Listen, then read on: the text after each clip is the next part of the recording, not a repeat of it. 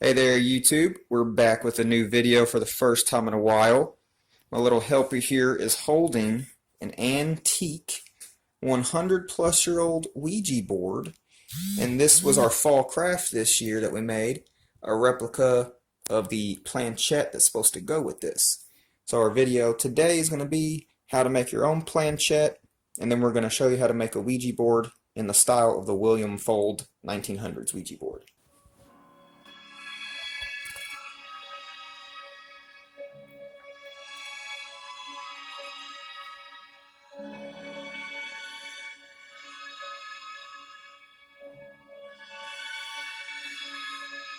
Alrighty guys, we are back with this next stage. We've got the general template made for our planchette and the Ouija board. I'm going to zoom in real quick just to show you all what some of these dimensions are, make it a little easier on you. So if you look at the Ouija board, the overall dimensions are 12 inches by 18. But if you want to make sure you get your angles accurate, and you don't want to have to use a compass or anything, it's the straight part is, what does it say, 15 and a quarter, and then your side over here is 10 inches, so you would just measure 18 across, and then you'd make your 10-inch line here, and then you'd make 12 inches down, you'd make your 15 and a quarter line here, and then all you have to do is connect the two with a ruler, and it'll give you perfect angles without much fuss. So now that that's out of the way, let's see if this camera will focus. Alright, now we have our planchette, and it is 6 inches long, and it's 4.5, roughly 4.5 wide. I actually got this, I'll include the picture in the video. It's an actual antique one that was at an auction house, and they just luckily had the measurements out, so that's why I was able to get this so easy. But this is for anybody who just wants an easier way of getting a template, get you some measurements. Always, if there's any questions, put it in the comments, and we're going to jump to the next part.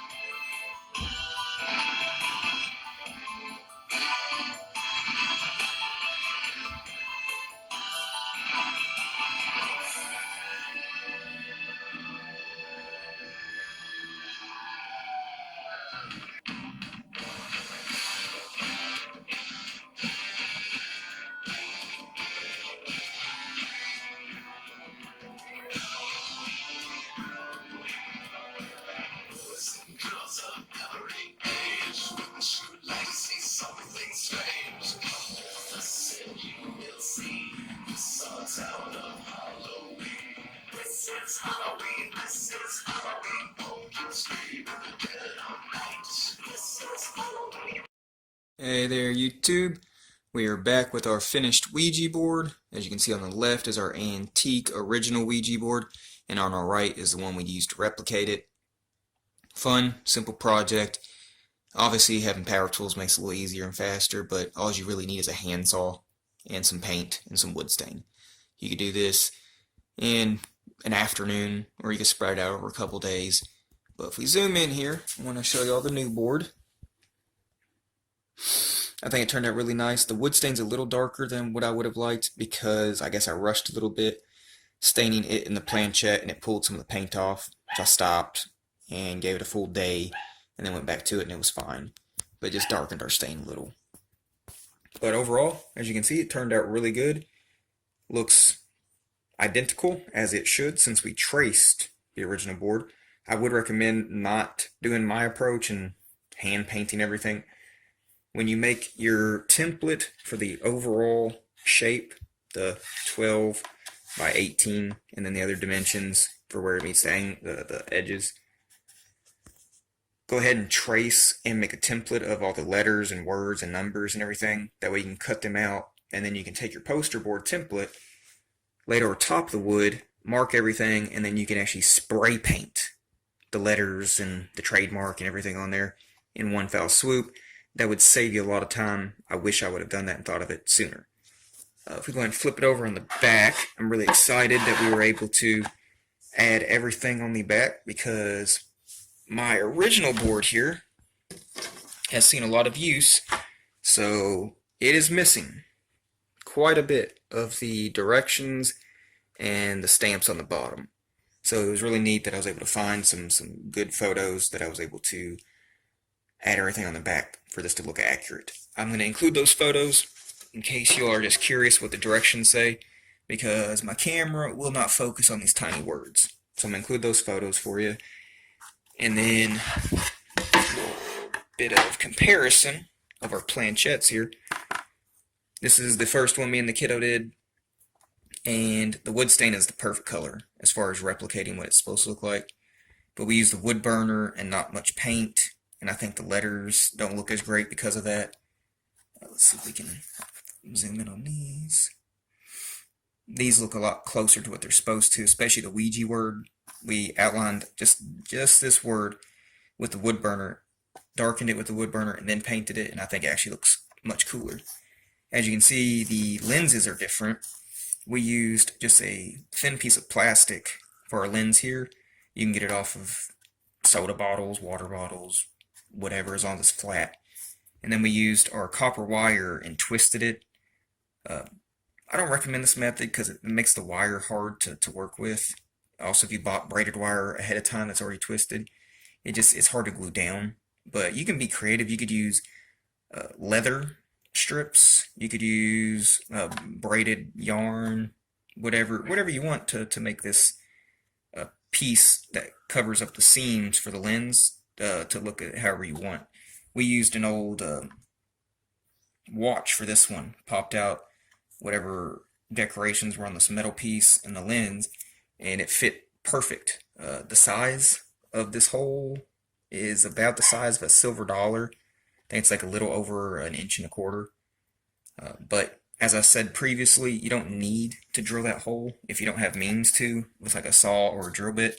You can leave it intact and then just use the tip of your planchette to go to each letter, each number, instead of using your lens. So, real simple project. One more thing with the planchette. Ours is about twice as thick as it needs to be because we wanted the lens, and I wanted to recess it. And this is basswood, so it's very easy to carve into. So you could honestly use the same plank for this, whatever's left over from this, to make your planchette. Just be careful if you're going to drill holes for the little legs to go into that you don't draw all the way through it. But overall, turned out great. I'm very happy with it. I hope you all enjoyed it. I hope it also inspired you guys to try and make one before Halloween, because there's nothing sinister or scary about these boards. There's no ghosts that are going to come get you. That was a myth that started after the Exorcist movie, because Linda Blair's character opened the door to the demon by playing with her Ouija board. Before then, people used them all the time, and nobody was scared about it. It was actually common practice. But as always, like and subscribe. Comment down below if you want to see anything else. Also, turn on notifications because I got at least 4 more videos that I'm going to try and put out. And stay tuned for the very end for a nice, fun, spooky little Ouija board session. New planchette on this 103-year-old Ouija board. We're going to start by asking, is there anyone here with us right now?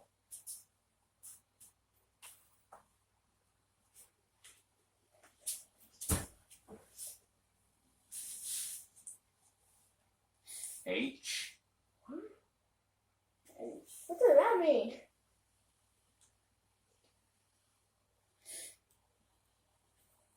I. Hi. So like, Strange. it almost like a child. Ask them then. Are you an adult or a child? Yes for child, no for adult.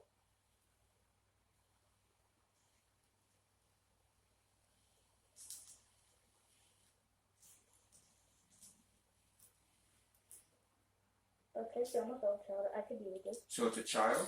Okay. You know, sometimes demons pretend to be children. Is this a real spirit of a child, or is this someone pretending?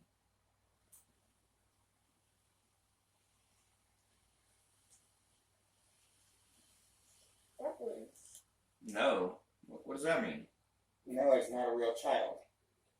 Oh. Hey, let's just tell them the truth. Are you a nice spirit or ghost? If it goes yes, I'm actually gonna be really happy. What's happening? What letter? I can't see. K? What is this?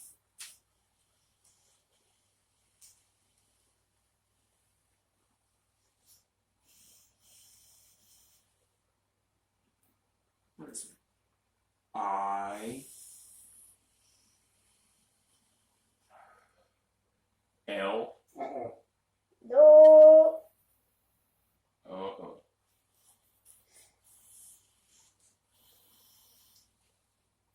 Kill. What does that mean?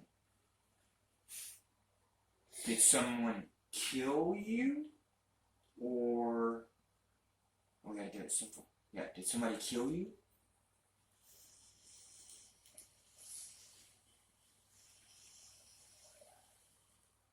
No.